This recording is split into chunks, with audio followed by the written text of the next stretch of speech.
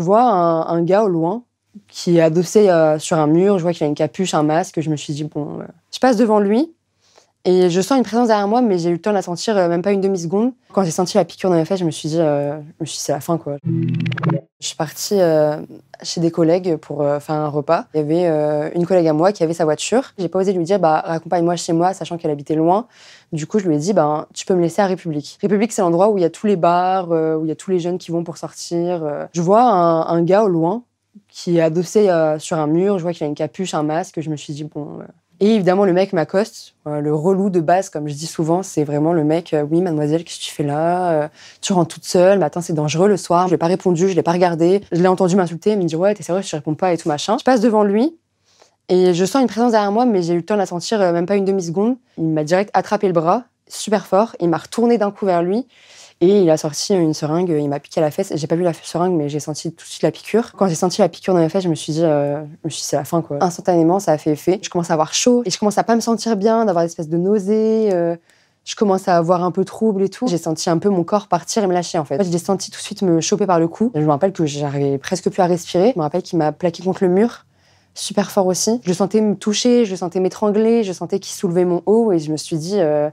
faut que tu fasses quelque chose, quoi. Faut que tu bouges, mais j'arrivais pas.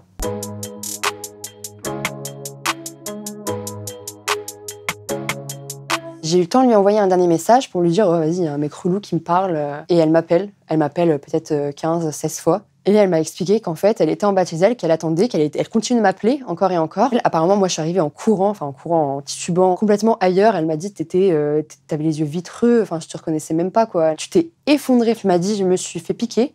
Et tout après, tu t'es écroulée. Elle a regardé mes fesses, elle a vu que effectivement j'avais bien la trace d'une piqûre. Et elle, de son côté, du coup, elle a appelé la police. Et la police a appelé les pompiers. J'ai un blackout énorme entre le moment où il commence à me toucher la poitrine, etc. et le moment où j'arrive dans l'ambulance. Et je vois mon ami qui est à côté de moi, je vois un pompier qui est là. Et je me dis merde, qu'est-ce qui s'est passé en fait? Et après, l'autre souvenir que j'ai, c'est quand je suis à l'hôpital et qu'il y a des infirmières qui me parlent et que je vois qu'elles m'auscultent un petit peu. Et elles vérifient bien qu'il y a bien une piqûre. Les deux infirmières, elles confirment, elles entourent. Et je me rappelle que j'ai dormi toute la nuit.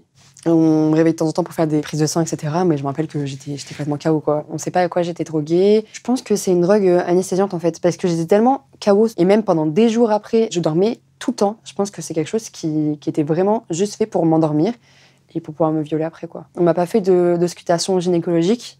On a juste regardé un petit peu sur mon corps s'il pouvait y avoir des hématomes, si éventuellement il pouvait y avoir des traces quelconques. Ils n'en ont pas vu sur le coup, parce que moi, mes bleus sont apparus le lendemain soir. Je sors de la douche, et en fait, je me regarde dans le miroir, et je vois du rouge, en fait, de loin.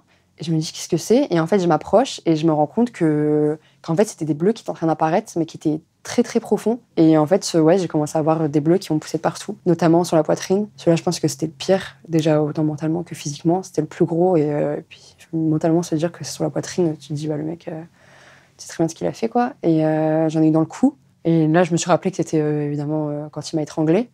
Sur le bras aussi, j'en ai eu des deux côtés. Sur les hanches, des deux côtés aussi. Et sur la cuisse droite. Quelques jours après, en fait, j'ai eu des flashs qui me sont remontés. Je me suis vue courir, en fait. Je me rappelais de petites choses, petit à petit, en fait. Et j'ai eu un énorme flash. Et je me suis rappelé que il n'avait pas pu me pénétrer avec son sexe, mais qu'il avait eu le temps de me pénétrer avec ses doigts. Et cette nuit-là, je dormais toute seule. Et je me suis réveillée en sueur. J'étais complètement transpirante, je me suis mise à vomir, à pleurer, à crier, parce que j'étais sûre de moi. C'était pas un cauchemar, j'étais sûre de moi, je le ressentais dans tout mon corps. Et en fait, après ça, je pense comme toute personne, j'étais éteinte, en fait, et j'étais incapable d'être seule. Et ça, il y a personne qui est au courant. Il y a que 2 amies à moi, celle qui était là ce soir-là et celle chez qui je vis, parce que c'est trop dur. Je suis incapable d'appeler ma mère, ma grand-mère ou mes amis pour leur dire, même les regarder en face et leur dire ouais, je sais, je me suis fait violer. Je pense pas que mon cas est isolé. J'ai un ami qui s'est fait piquer il y a 3 semaines dans une boîte de nuit. Il y a un moment où on entend tellement de choses, même pas forcément de piqûres, mais de drogue dans les verres, etc. En ce moment, c'est une catastrophe. Et c'est pour ça que j'ai du mal à comprendre pourquoi les gens ne le prennent pas au sérieux ou pourquoi les gens n'y croient pas, en fait. Ta vie, elle change, en fait. T'as peur moi, j'ai peur du noir. Quand il commence à faire nuit à 17h, je suis en stress total, en fait. C'est impossible pour moi de sortir le soir. Je rentre plus jamais à pied. Je prends toujours des Uber. Donc, en plus de me coûter cher, je me dis, est-ce que t'es aussi en sécurité dans un Uber? T'en sais rien. Je m'aime mon corps. J'avais jamais eu de problème avec mon corps. Je l'ai toujours, il n'était pas parfait, mais je l'ai toujours aimé. J'ai toujours aimé à quoi je ressemblais. Et aujourd'hui, je me déteste. Aujourd'hui, je supporte plus me voir nue et je supporte plus mon corps. Déjà parce que je garde encore des traces de bleu et parce que pour moi, c'est plus mon corps en fait. C'est les mains d'un autre. Je supporte plus qu'on me touche.